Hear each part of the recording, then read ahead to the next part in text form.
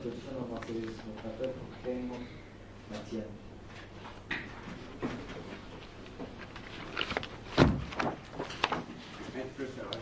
Yes. But I was here very early in the morning. Quite heavy. So I want to be here for the petition, huh? Yes. Today was not friend, Mr. Harvey. I don't know, was any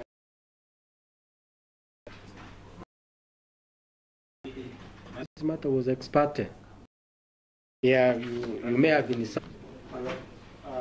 the application is before you, as you have right properly pointed out, it's expected. It's not of motion. My right foot is dated 12 February 2018. Attached to this notice of motion is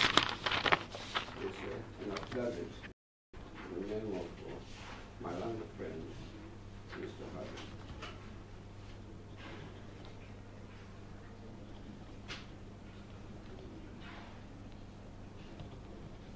There is, of course, a petition in the file.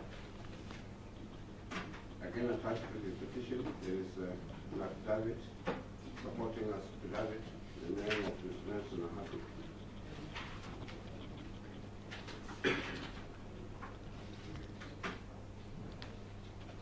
Well, I just be extremely brief.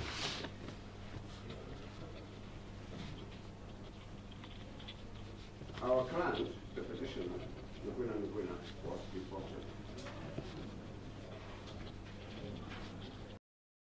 And of considerable public importance.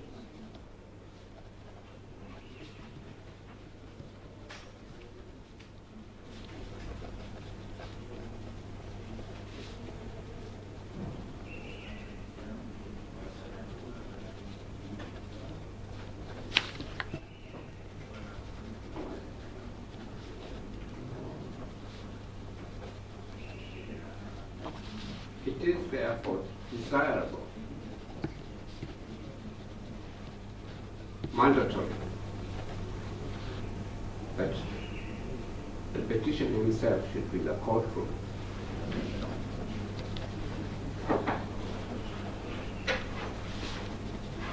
To defend this suit, or to prosecute this suit himself.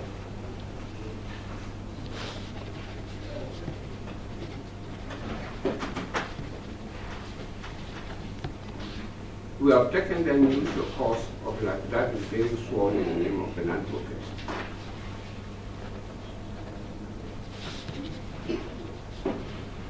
Mainly because we had no access to our client, reasonable access to our client.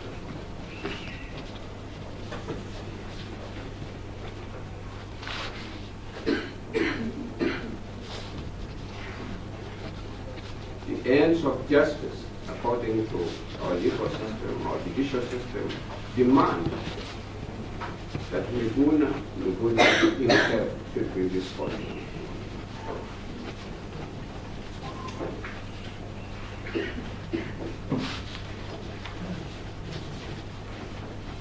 And it's my humble submission, my Lord, that on this score alone,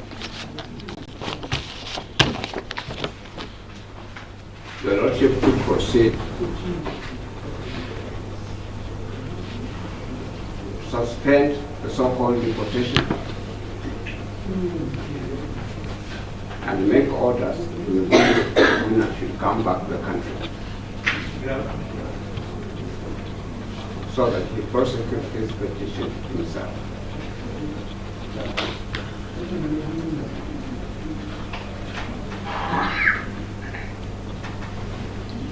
However, without breaking this, what I've said to the Lordship, I'll go a step further.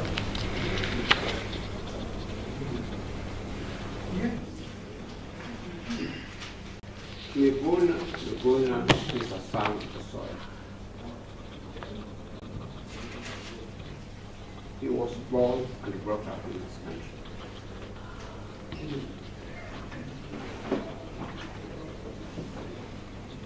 He received substantially his education in this country. He attended our prestigious University of Nairobi. After, of course, going through the primary school and the high school education discipline. His parents were born and brought up in this country.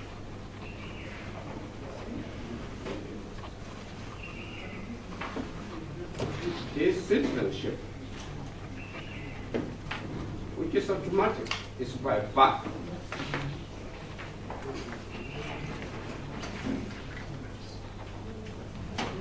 And this citizenship cannot be taken away from him by constitution or by law, but because of the constitutional law.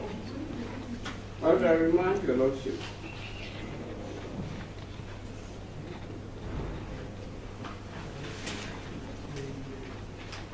of Article 14, which is in our Constitution.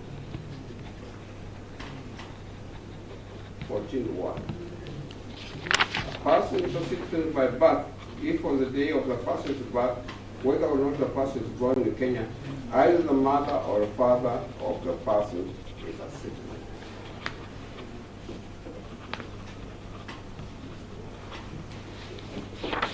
My Lord, it may allow me to refer your Lordship to Article 16 of our Constitution.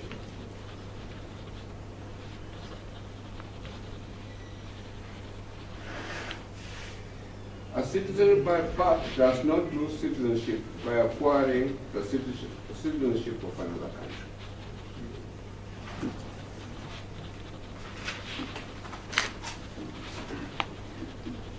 The law is very clear.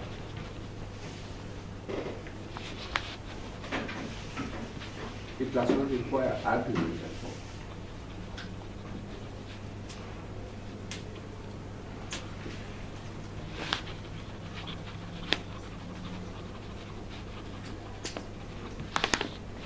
The petitioner never renounced his citizenship as a Kenyan.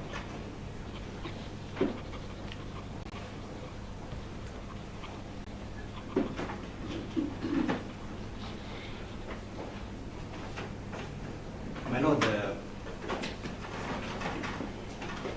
maybe I interject a bit, and in light of the service that we got, that the matter was mentioned today at 11, and I note that Council is proceeding with the application.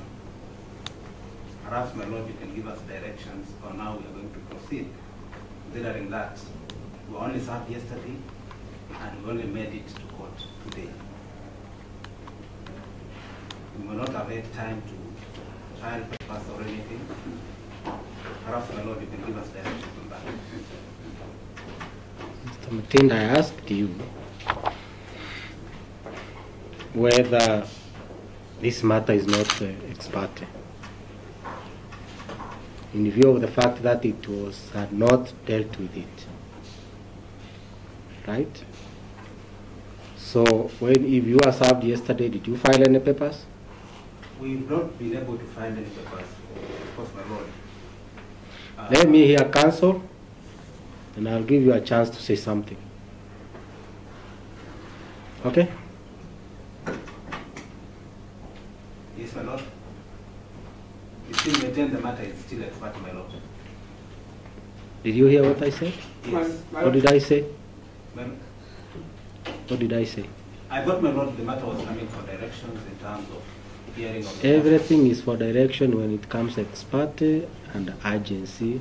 Until I sit on it and make my orders, it is still ex parte. Okay? The provisions of the Constitution prevail, and you have to go by what the Constitution says. My Lord, I may go again a step further, just to assist the court. But may I respectfully refer the Lordship to Article 47 of our Constitution.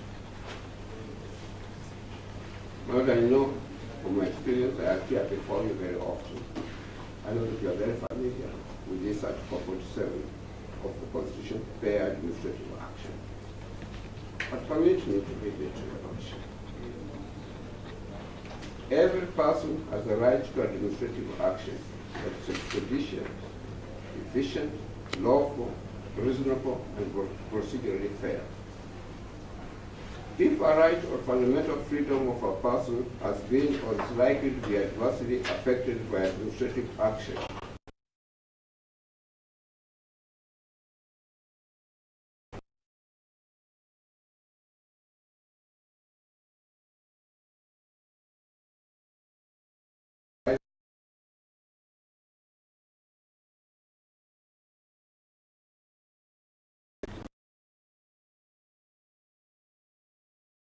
and promote efficient administration. But the petitioner was not given any hearing at all, absolutely none.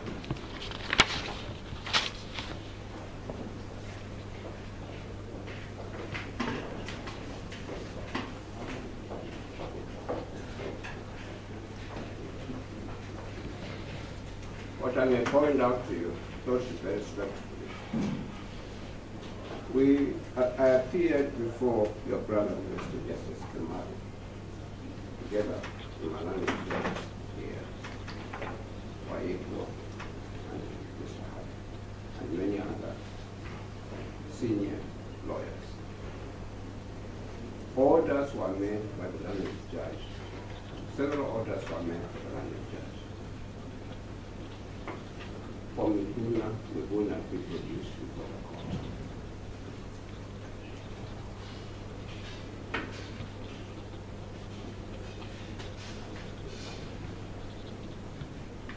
The landed judge even took a very unusual step. He stayed with us in courtroom, in his chambers, up to about 8 o'clock at night, waiting for Mr. Miguna, petitioner, to be brought to the court.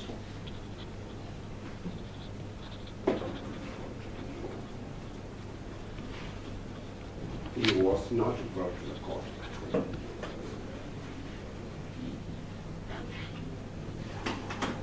There was clear disobedience on the part of the authorities. There was clear contempt of the court on the part of the authorities not to obey the orders of the High Court. And finally, my Lord, we came to learn through corridors of information that Miguna had been rushed to the airport, put on a KLM aircraft, and sent to Canada.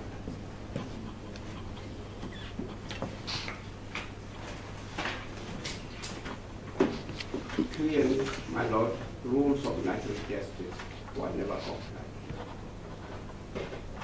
He was never given any hearing by anybody.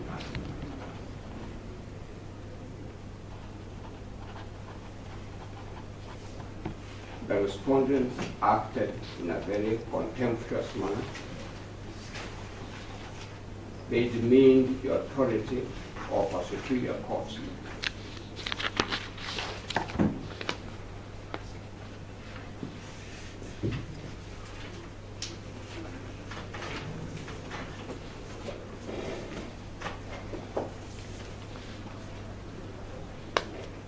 My Lord, you can see me in a different uniform. I'm carrying a yellow ribbon. I don't usually have a yellow ribbon in my appearance before you. It's because our able president of the Law Society made an ordered all of us administratively. But as a Law Society, we have to protest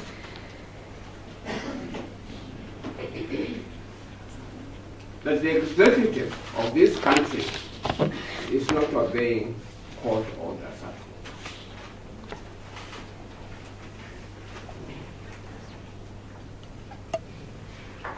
Well, if you read this bundle, it is well written with respect. It argues the case very well for this reference. I do not have to say much, but to plead with you that you make an order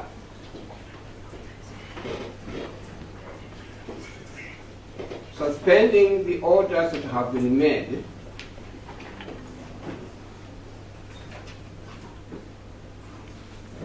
so that Miguna can be returned to the country immediately as a citizen. To join his family, to join other Kenyans, and to participate in the legal proceedings pending before.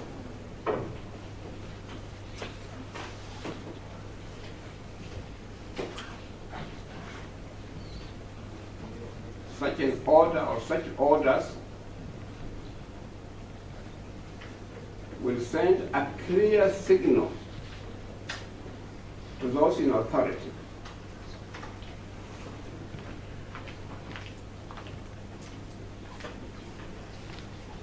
that the orders of the courts remain supreme. It does not matter what your position is in the Kenyan society. You are under the law of this country.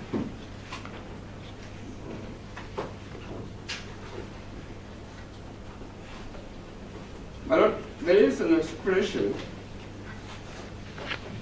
in the common law of England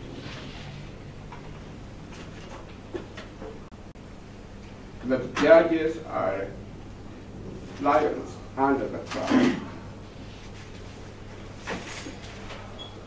In this country, it is different. Our judges are lions under the Constitution.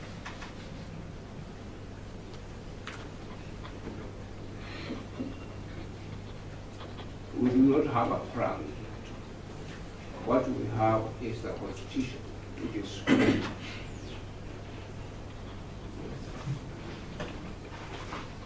And it's that Constitution that we are urging the Lordship respectfully to uphold.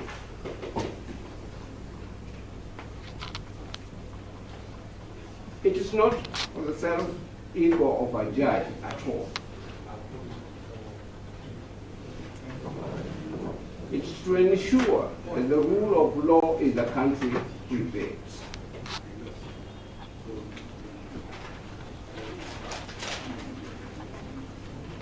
A decent and civilized way of doing things prevails.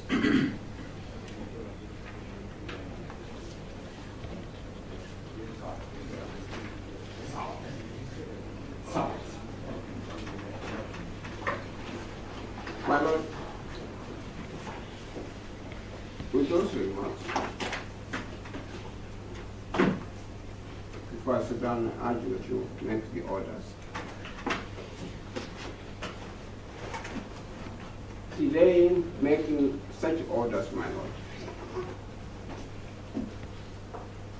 as my learned friend from the state appears to suggest,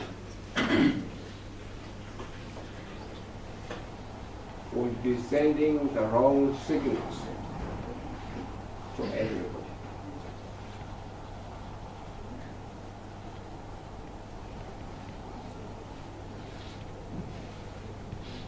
We require promptness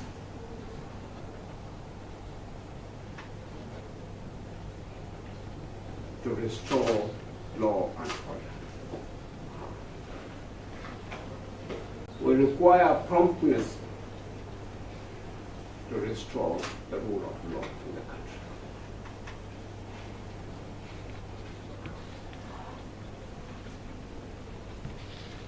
My Lord, my friend, Mr. Onyeko, has one or two things just to point out to him. When we were talking outside, I told him that you better point out this permission to say something else. Thank you, Senator. I'm going to be very brief, my Lord, and just point out first what the case before you is about and what it's not about. The case before you is not about whether Miguna has Kenyan citizenship or he doesn't. That's not a determination for you to make. The case before you is about whether the treatment that Mr. Miguna underwent met the procedural safeguards of the Constitution, starting with Article 47, as pointed by Senior Counsel, the Fair Administrative Action Act of 2015, and other procedures within the Constitution, and more specifically, Article 48 on access to justice, and Article 50 sub Article 1, which is every person who has a dispute that can be decided by application of the law, then should have that dispute decided by an independent tribunal. Just to point out to you, under the Foreign Nationals and Immigration Act, Section 23 to be specific, it establishes a tribunal. Section 23 of the Kenya Citizenship and Foreign Management Act. It establishes a tribunal. And beyond Section 23, that act establishes certain offices to administer the Kenya Citizenship and Immigration Act of 2011. Part of the mandate of that tribunal is to review the decisions of the director and the board. The decision that was taken purporting to take away the citizenship of Mr. Miguna, then under Section 43 and Section 33 of the Kenya Citizenship and Immigration Act, in terms of designating him as a prohibited immigrant, were decisions that were taken or should have been taken pursuant to both the Kenya Citizenship Foreign Management Act and the Kenya Citizenship and Immigration Act. Those are decisions that ought to have been taken through a stream which includes the director. Those decisions, as Council has pointed out, are subject to fair administrative action, and they're also subject to Article 50 sub Article 1. And just to illustrate, this is what happens on February 6th. The record before you shows that when Mr. Miguna was charged or was presented to Kajiado Law Court, he was designated a Kenyan. That's what the charge sheet says. So as at 12:30 on February 6th, 2018, the Kenyan government considered Mr. Miguna a Kenyan citizen. So what needs to happen between now moving from a Kenyan citizen to deporting?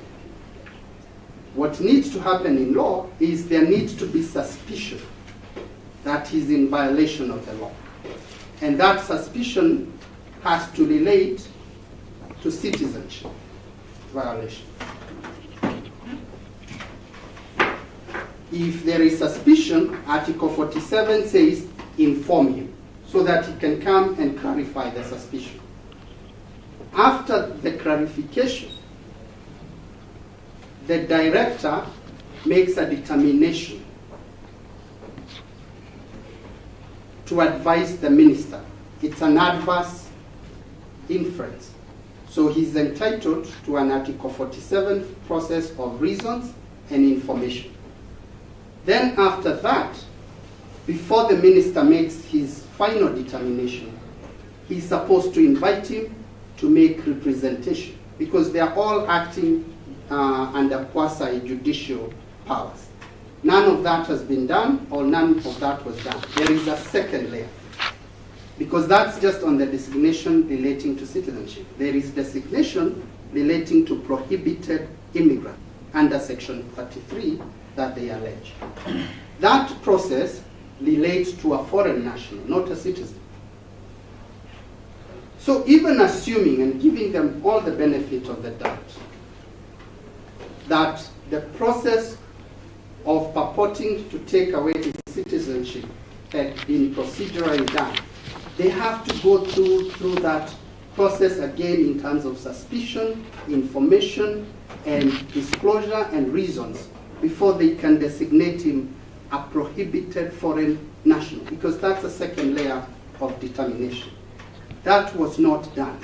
But what is even more surprising, my lord, is between 12:30 p.m. All those processes, and this is what the government would want to tell us, were completed. And before 11 a.m., in fact earlier, to be able to facilitate buying a ticket for him to leave the country. So, my lord, we submit clearly, even from a prima facie level, the most basic element of procedural fairness was not met. Leave alone for a citizen, but even for a foreign national, which is required. So while we ask you to look at Article 47, and Council has addressed you on citizenship, in fact, the emphasis there is the minister has no powers, and they cannot locate any powers under the Immigration Act to take away citizenship, because that's something given by the Constitution. And it's also telling and important that the citizenship right is not even located within the Bill of Rights. It's located outside the Bill of Rights. So even in terms of limitation, you cannot develop your own limitation other than what is built in the actual provisions of citizenship in the Constitution, and none of those actually affects Mr. Miguna. So what we are asking you to do at this point, it's actually fairly straightforward. It's straightforward because the question before you is to look at, there were court orders, were those court orders followed?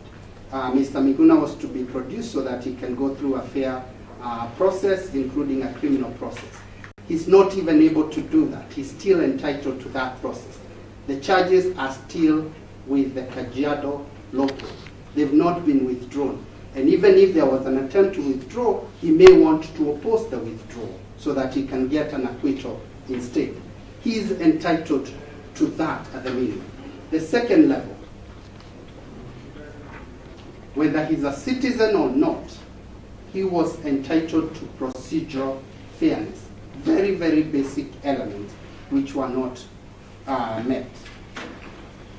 Subject to any questions, I will leave it at that. Before Mr. Mutinda says something, Yes.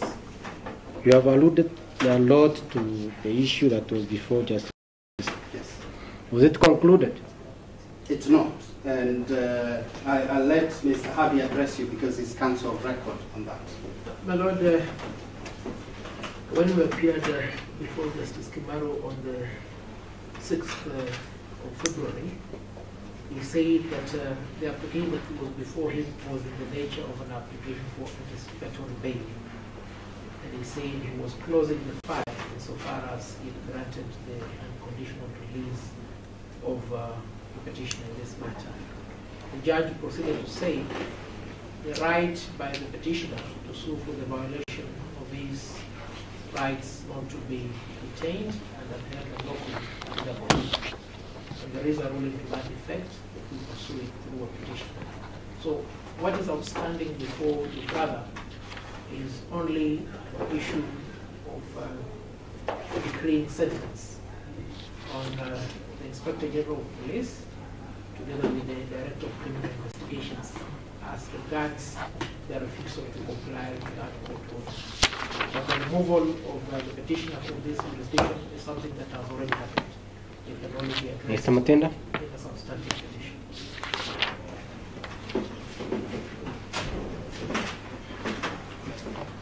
My Lord, as I indicated at the outset, You were served yesterday. yes, we were served yesterday, my Lord, At what time?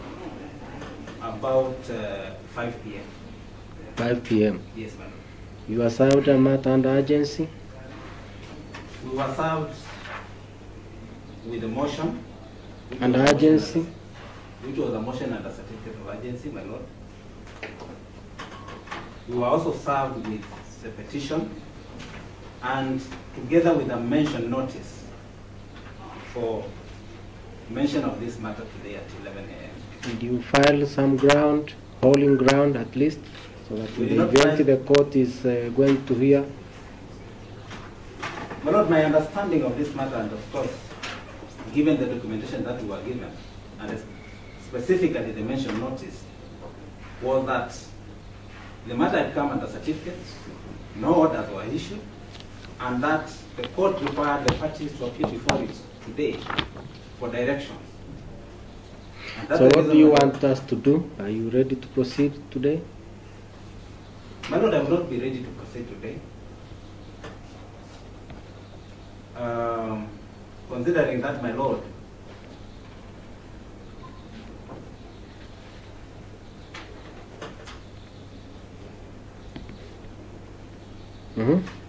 I would require my clients, who are the first to seek respondents, to provide us with facts and instructions to respond to the application before you and the petition, my Lord. But since we are dealing with the application, let me say the application. My Lord, when you look at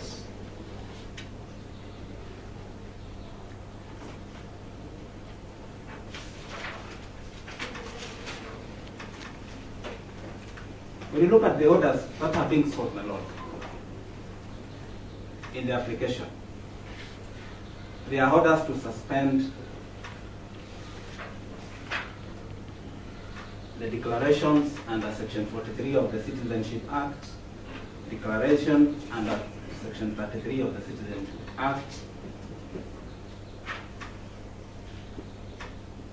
and of course what was urged here was a return of the petitioner, my Lord. As to why he was taken out of the country, there are underlying facts, my Lord, that need to be brought to the court. What you've heard is the side, of course the petitioners have said their part, but also there is the part of the government that needs to be brought up. The court can consider in a justiciable manner. My Lord, when you hear the petitioner say there was violation of Article 47 rights, that's a factual question. It's a question of fact that requires to be demonstrated. They are saying we violated, but what is our position? Is it true that we violated Article 47 rights of the petitioner? Or is it that there was no procedure of fairness at all?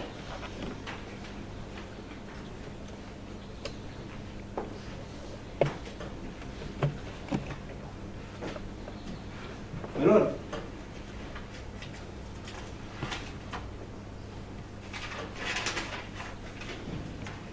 I have looked at the entire petition, and inclusive of the entire petition, there is a declaration, the declaration that is sought to be challenged. It says the petitioner is not a citizen. My Lord, citizenship is a question of fact. They are saying he's a citizen, the minister is saying he's not. This is a question of fact that requires to be demonstrated to the court, so that the court can even consider the application. Basically, my Lord, without taking so much of your time, what we are saying is, give us time, my Lord. We file papers. We will abide by any directions of the court. We respond as soon as possible so that you can determine the application that is before you.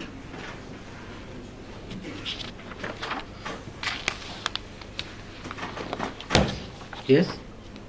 So with that, my Lord, my request for today is that you adjourn, give us an adjournment for today, allow us a limited period of time to file papers, because as what is coming out, these are factual questions that require to be rebutted by other facts. Even when you look at the orders that are being sought, they are like in the nature of final orders. They can't be orders that can issue at the interim stage or even at this stage ex parte. So, my Lord. Which ones? They only say suspend. Yes, suspend. Suspend is a measure temporary. Thank you, my Lord. How do you understand suspend? Suspend, and at the end of the day, you're also seeking to quash. Yes, you suspend before you quash. You answer yourself, isn't it? Yes, Mr. I hear you. You want a limited period of time. Yes, that is all I'm asking for, my Lord. That is how much time? Give us at least tomorrow, my Lord, and then you can tell us to come another day that we can be heard. At least I give you tomorrow, and then I can tell you which other day to come. So when do you want to come? My Lord, you can give us 3 days to respond to the... Now you are shifting from 1 day. At least 1 day to 3 days, my Lord. 1 day to 3 days. We will be ready to come. How many days do you need, Mr. Mutinda? My Lord, so that I can be able to conduct all these clients of mine. And of course, noting that there were other proceedings which is coming out here. As he said, Yes. that was concluded insofar as this petition is concerned. That's why I asked him, so that we would not conduct parallel proceedings. Yes, my Lord. He said the issue as to his rights was concluded before that court. That could be the case. I'm not very sure about it. You must be aware than I am, because you are in the office that sometimes represent those people. So yes. When do you want to come back here? This matter came under urgency. On Friday, my Lord.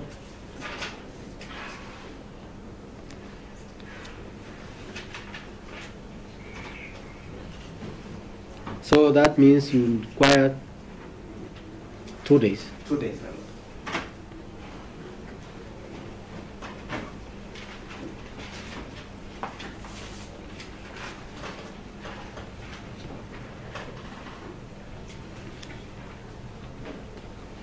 Friday is which day? It's which date? Friday 16th. 16th.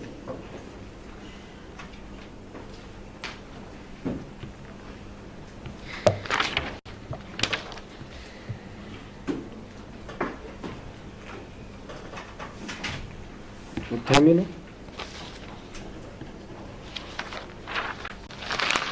He requests for 2 days to respond. We can come back on Friday. What do you say to that? We are opposing that. But what we are asking for prayers 2 and 3.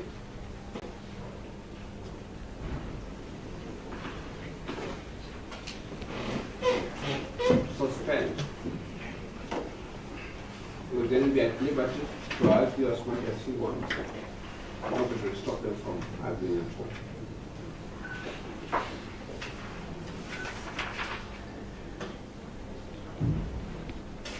But let us look at this matter in its proper perspective.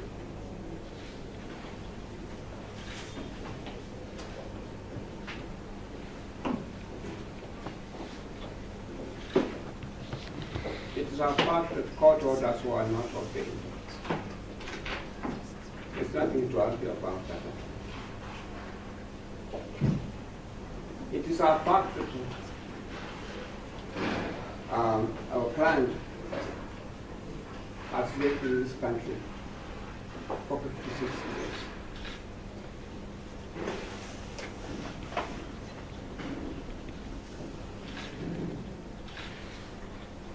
It's a fact that he is a citizen of this country.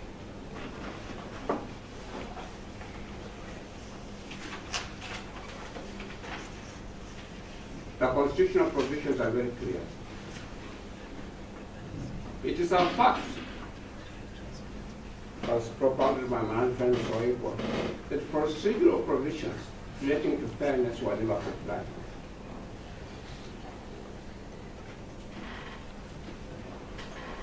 There's no factual issue to be clarified that way. All we have is law, which is very clear in favor of Mr. Miguna. And I urge you respectfully that you give us prayers 2 and 3.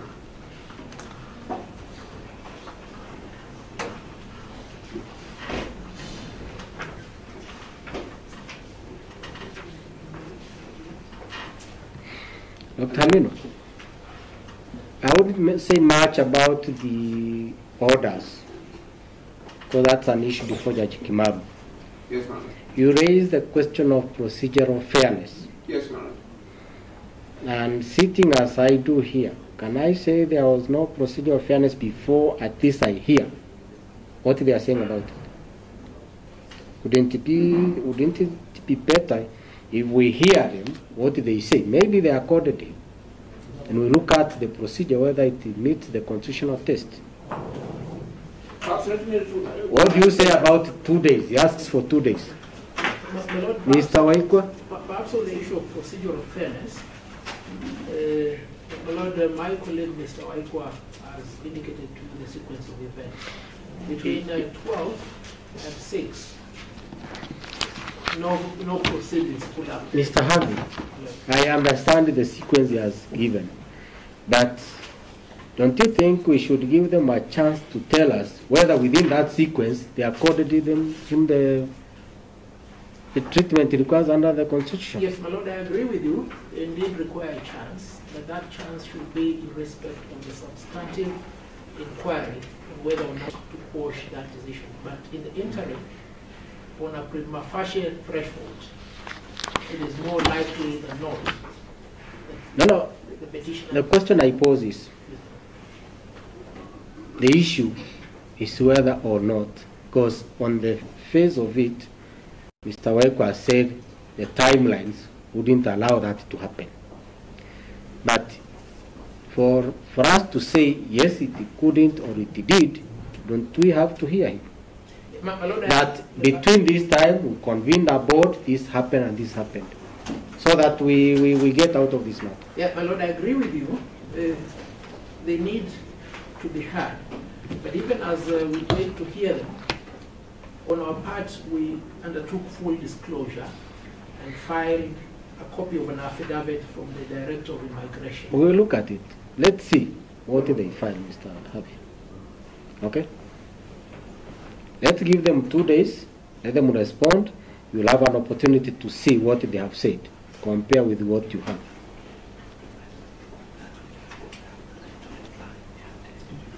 My Lord, with consultation from my colleagues, it's agreeable to come back on Friday for the substantive hearing of the petition itself, the application itself. We will also come with authorities so that we can settle the issue once and for all.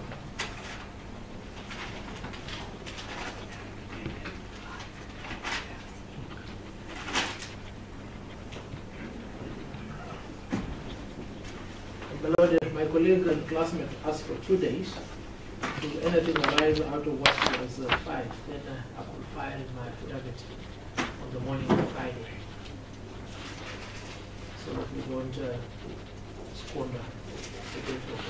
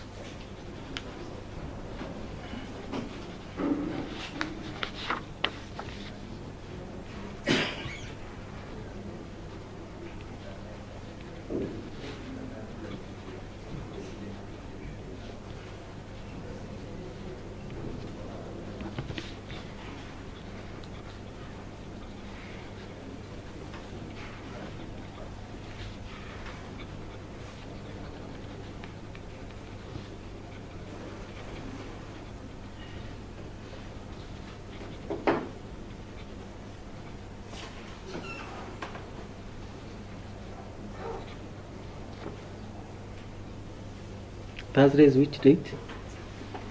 15. 15th.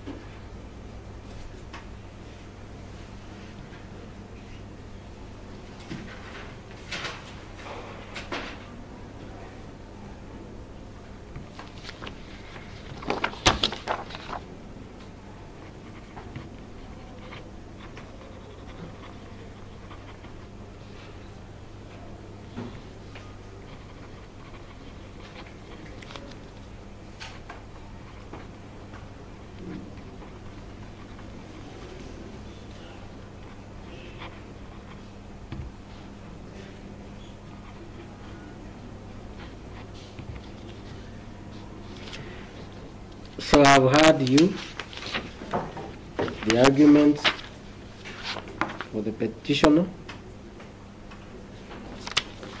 I've also heard Mr. Mutinda. What I gather is that this application is on whether the respondents were right in reporting the applicant, the petitioner, and also declaring him as a person, an unwanted person in this country. Yet he is said to be a citizen of the country. And there is also a second question, whether in doing so the respondents accorded the petitioner a fair hearing as required by the Constitution.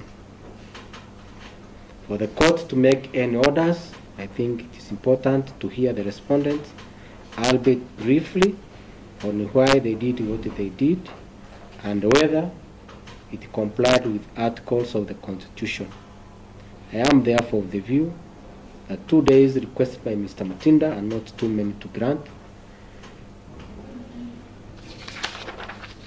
And consequently, I make these orders. Number one, the respondents will file and serve a response to the petition as well as motion, and file the same on or before close of business on 15th of February 2018.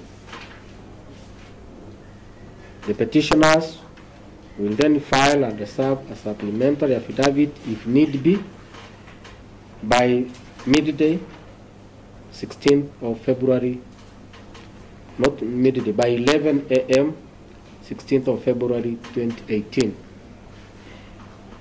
This application will be heard substantively on 16th of February 2018 at 12 p.m. Any other orders? No, may I say that you are much obliged. Permit me to say two things, my Lord. Or we intend to respect your Lordship's order, or that I would respectfully insist, and this is really directed to my learned friend, Mr. Mutinda, that on that day we should all be prepared to proceed. We shall oppose any attempt to turn this matter in further. Dr. Hamin, you are, I just wanted to know if there are any other directions you need from me. There's another second thing, my Lord, I would like to say to your Lordship. Permit me to say to you. If you be kind enough to retain the file in your chambers, not to protect it from the district. Why? Why? My Lord, we come with you, I told you the file cannot be traced. Have we reached that far? Well, it happens when I appear in court. Have we reached that far? Or it's put in the strong room. Sorry? This one is urgent. Yes? Yeah, this one is urgent. Mr. Mutinda, Yes, my lord. that's perhaps on your side, it's not on the side of the court. I don't think so. I think it's on the other part. We have no intention of disappearing the contract. I'm not suggesting that they are the ones who would do it. Something can go wrong in the registry. But the matter is, of course, some important. But if it can go wrong, then it can go wrong in my chambers. And they will say I'm keeping the file. No, let's just agree. Is there potential here so that we can take it up administratively? Well, you make that in order that the file could be kept in the strong room. There is no potential, my lord. We will need to file papers. I'm sure it's a public document. And all records in that registry, they are secure. Some which are even more sensitive. But I'm not saying that all matters are important and all of them are secure in the registry. So there's really no alarm. I wouldn't say what action we will take and let it disappear first. Then we will see what action we will take. Mr. Mutinda? So those are the orders.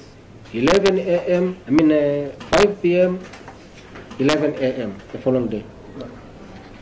Thank you so much. Thank you.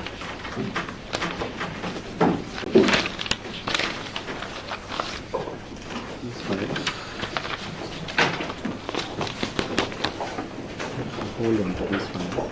I'll tell you what to do.